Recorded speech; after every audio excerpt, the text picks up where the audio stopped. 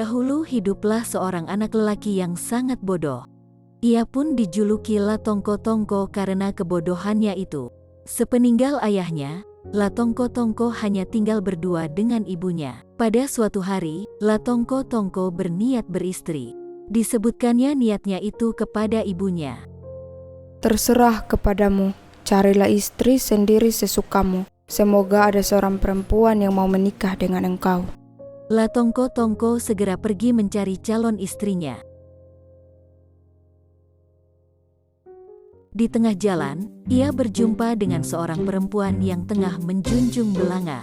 Latongko-tongko segera mendekati perempuan itu dan berujar, "Hai perempuan penjunjung belanga, maukah engkau menjadi istriku?"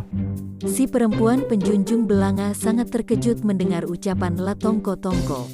Dipikirnya Latongko-tongko adalah lelaki kurang ajar yang berani melecehkan kehormatannya.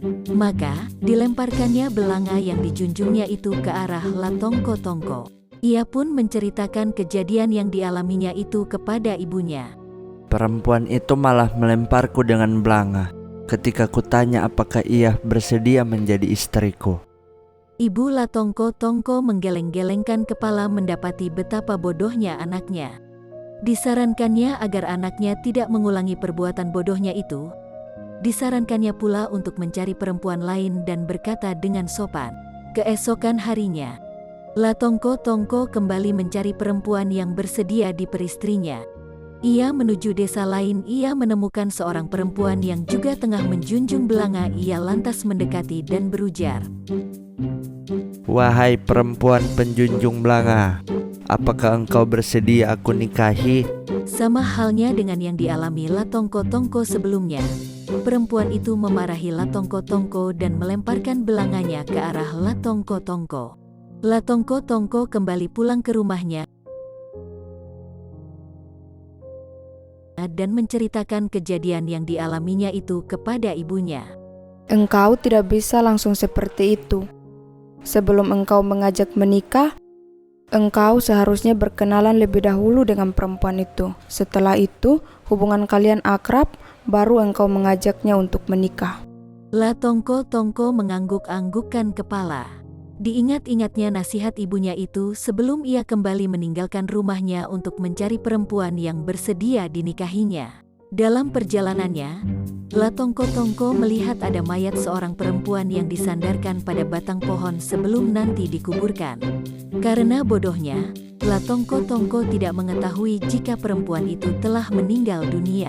Ia mendekati mayat perempuan itu dan bertanya, "Wahai perempuan cantik, bolehkah aku berkenalan denganmu?" Mayat perempuan itu tentu saja tidak menjawab pertanyaan dari Latongko-tongko. "Kalau engkau tidak menjawab, berarti engkau setuju berkenalan denganku. Aku rasa hubungan kita telah akrab. Bagaimana pendapatmu jika engkau kujadikan istri?" Latongko-tongko menunggu dan ketika tidak mendapatkan jawaban, ia kembali menanyakan kesediaan mayat perempuan itu untuk menjadi istrinya. "Jika engkau tetap terdiam, itu berarti engkau setuju dengan ajakanku." Karena mayat perempuan itu tidak juga menjawab, Latongko-tongko menganggap mayat perempuan itu bersedia menjadi istrinya. Dia membawa mayat perempuan itu ke rumahnya.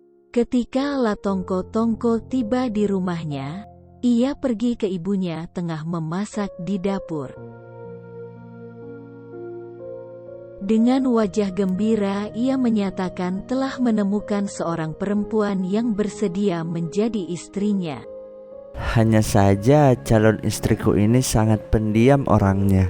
Tanpa memperhatikan kondisi perempuan yang hendak diperistri anaknya, Ibu Latongko-tongko langsung menjawab, Tidak mengapa calon istrimu sangat pendiam.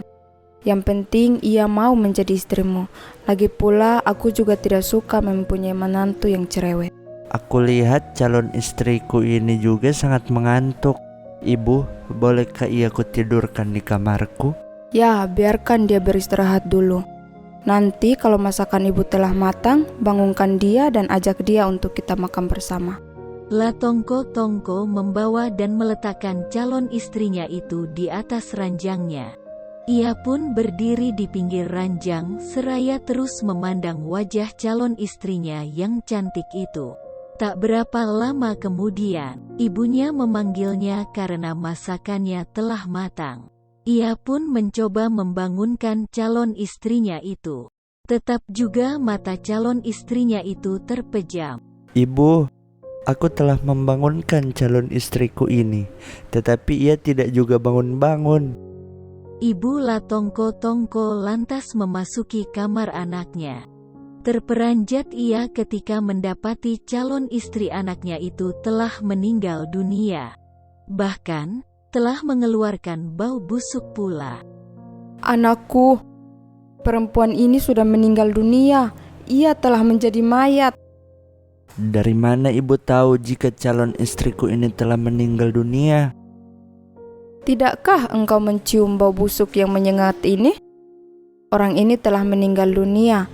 Itu pasti berbau busuk. Cepat kuburkan mayat ini.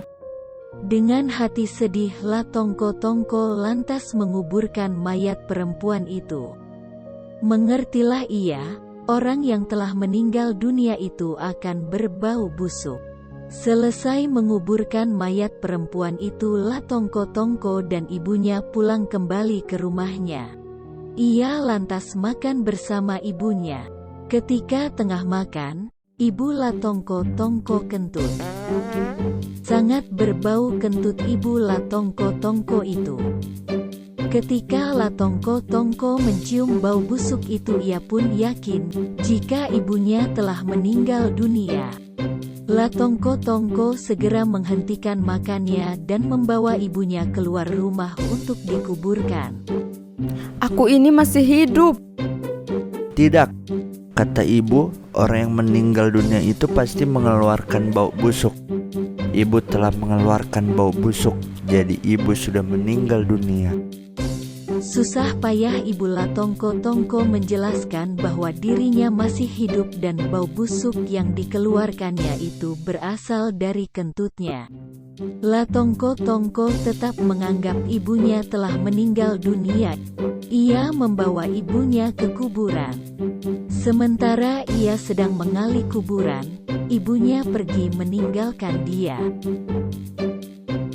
Latongko-tongko tidak juga mencari ibunya karena perutnya masih terasa lapar.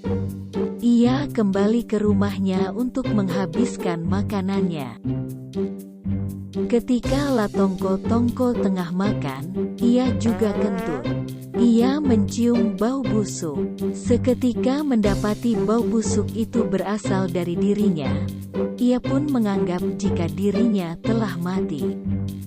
Segera ia mencari tempat untuk menguburkan dirinya sendiri.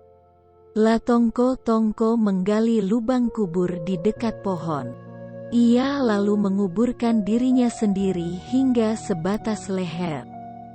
Seorang pencuri yang akan mencuri buah. Si pencuri sangat terperanjat mendapati adanya kepala yang menyembul dari dalam tanah. Siapa engkau? Akulah Tongko-tongko. Mengapa engkau di tempat ini? Aku sedang menguburkan diriku karena aku sudah mati. Si pencuri mengerti jika orang yang dihadapinya itu sangat bodoh.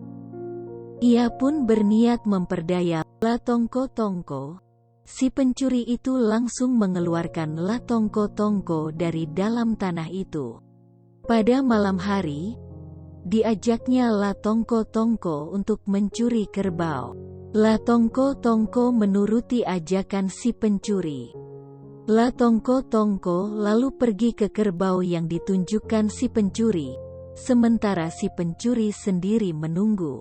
Ketika mau menombak kerbau tersebut, Latongko-tongko sangat berisik hingga pemilik kerbau pun keluar dari rumah dan menangkapnya dan memarahinya.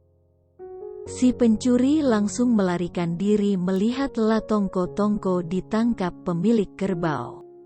Si pemilik kerbau akhirnya melepaskan Latongko-tongko setelah mengetahui kebodohannya. Dalam perjalanannya menuju rumahnya, Latongko-tongko kembali bertemu dengan si pencuri.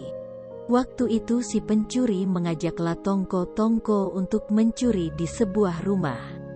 Pemilik rumah yang tengah diincar si pencuri kebetulan tengah bersedih karena kematian salah seorang saudaranya. Karena hari telah malam, ia berniat menguburkan mayat saudaranya itu keesokan harinya. Ia hanya memasukkan mayat itu ke dalam karung. Si pemilik rumah mengetahui jika ada pencuri yang mengincar rumah. Ia lalu bersiasat, dimasukkan pecahan kaca ke dalam karung tempatnya menyimpan mayat saudaranya. Ia lalu berpura-pura telah tertidur pulas ketika Latongko-tongko memasuki rumahnya. Ia pun langsung mengangkut karung itu dan membawa, dan memberikan kepada si pencuri. Si pencuri pun berniat membagi isi karung dengan Latongko-tongko. Akhirnya, tak terkirakan terperanjatnya si pencuri saat membuka karung yang ternyata berisi mayat dan pecahan kaca. Benar-benar ia merasa sial setelah bertemu dengan Latongko-tongko. Maka dimintanya Latongko-tongko kembali ke rumahnya. Keduanya lantas berpisah. Sejak saat itu keduanya tidak lagi pernah bertemu.